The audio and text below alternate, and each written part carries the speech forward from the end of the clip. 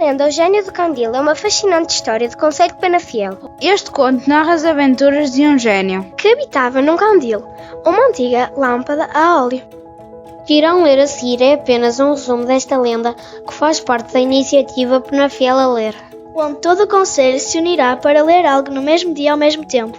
Este ano, para além de promover a leitura, pretende-se fortalecer os laços comunitários, através da partilha de histórias locais. Em tempos que já lá vão, Viveu no lugar de Pesantil, na freguesia de Crow, um rapaz muito especial que não sabia onde nasceu, nem quem eram os seus pais. Ainda recém-nascido, foi deixado à porta da igreja, de onde foi recolhido pelo Padre António, homem baixo e arredondado, mas simpático e de bom coração. Batizou-o, apadrinhou-o e chamou-lhe Jonas. A criança cresceu no seio da igreja e o pároco ensinou-o a ler e a escrever. À medida que crescia, o rapaz ajudava-o nas tarefas domésticas. Sempre que tinha um tempo livre, Jonas escapava-se para a biblioteca da casa paroquial e lia as histórias que contavam livros. Mas certo dia, o padre morreu e foi nomeado para a paróquia um novo pastor que trouxe consigo toda a família e já não sobrava espaço na casa para Jonas. Aconselhou, por isso, o padre recém-chegado a procurar algum lavrador que o pudesse acolher em troca de ajuda na lavoura. Assim fez o rapaz que, ao raiar do dia, foi batendo de porta em porta à procura de abrigo e de trabalho. Mas todos o afastavam. Porque já tinha muitas bocas para alimentar. Outro, o Julião, porque não gostava de o ver por perto, por lhe trazer memórias que queria esquecer. Engravidara, outrora, uma pobre jornaleira a quem obrigara a esconder a gravidez até ao fim e a enterrar o recém-nascido.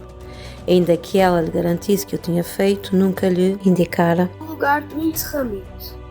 A última porta onde bateu situava-se na última freguesia, antes do monte. Aí vivia o humilde lavrador, Joaquim, com a sua mulher. Apesar das dificuldades com que viviam, acolheram Jonas como filho.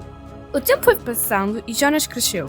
Aos 18 anos era um belo jovem, mas o surgimento das primeiras paixões levou-o a tomar consciência que era um Zé Ninguém, pois nenhuma rapariga se aproximava dele e também a ele não era permitido aproximar-se delas. Não lhe davam importância.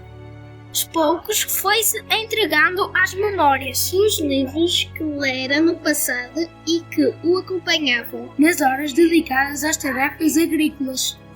Um dia, enquanto cavava a terra, encontrou um baú que continha um objeto que o transportou para lembranças das fantásticas histórias sobre gênios que viviam em lâmpadas.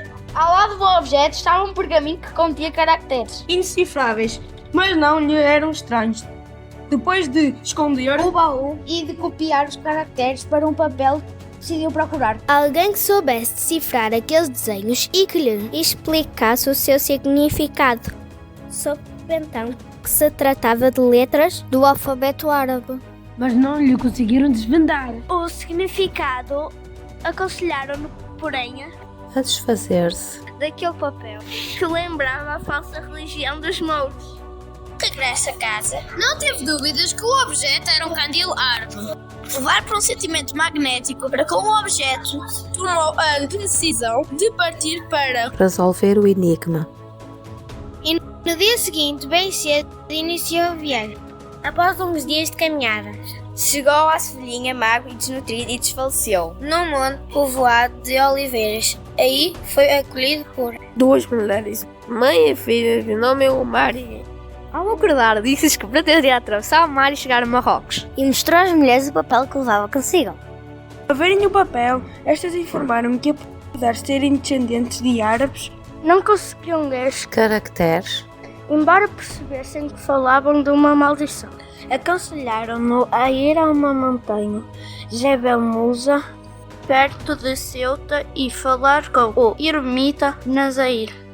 Jonas assim fez. Algum tempo depois, atravessou a fronteira e subiu a montanha para falar com um marabuto que vivia na caverna. Depois de ver o papel, o homem traduziu no texto. A mensagem era a seguinte: este candil guarda um gênio que pode conceder 7 desejos.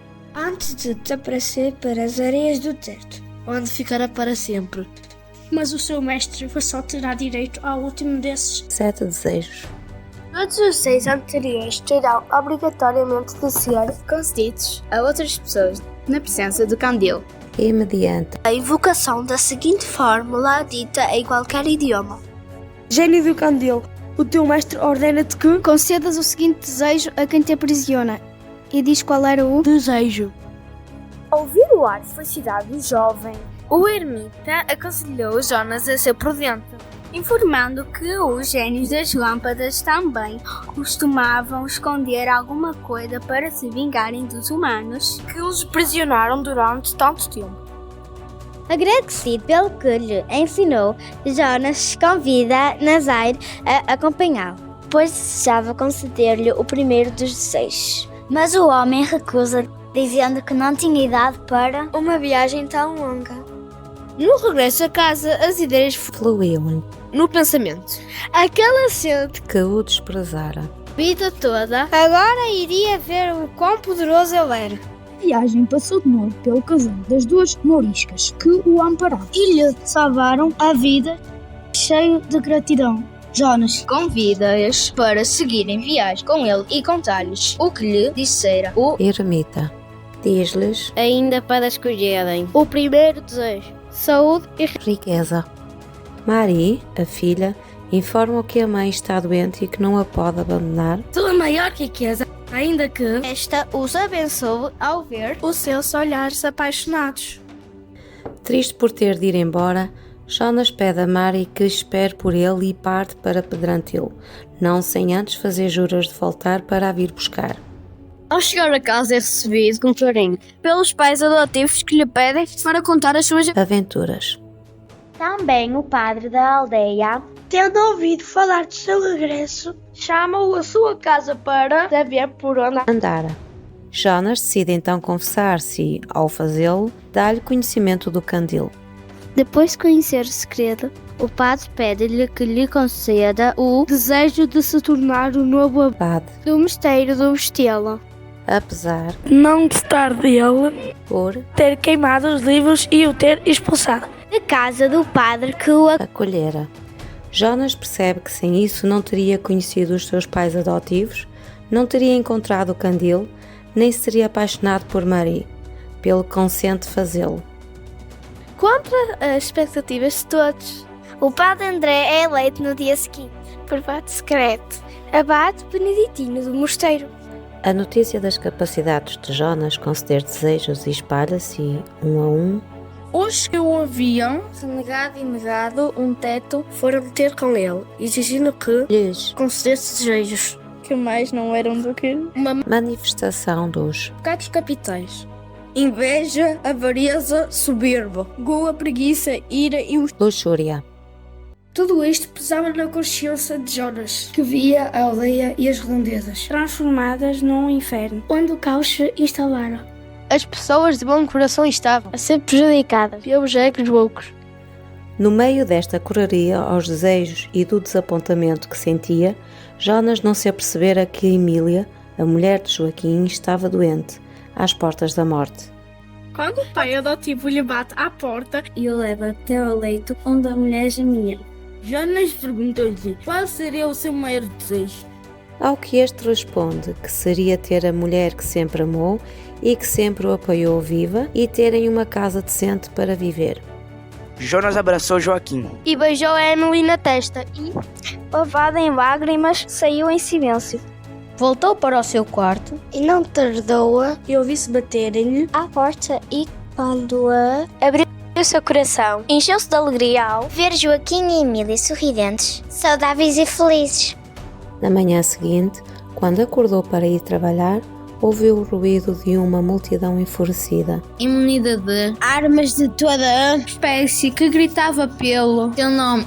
Jonas pensava nos males que provocara o gênio do candil e lembrou-se das sábias palavras do Padre António. Nunca aceites o que não mereces e restitui o que te ofereceram. se a oferenda for fruto do sentimento alheio. Vendo a fúria da multidão a aumentar e, sabendo que estava a colocar em perigo a vida, todos os que habitavam naquela casa, pegou no candil e pediu ao gênio que desfizesse todos os desejos que anteriormente lhe havia concedido, à exceção de o último, que concedera a Joaquim, que era como um pai para ele.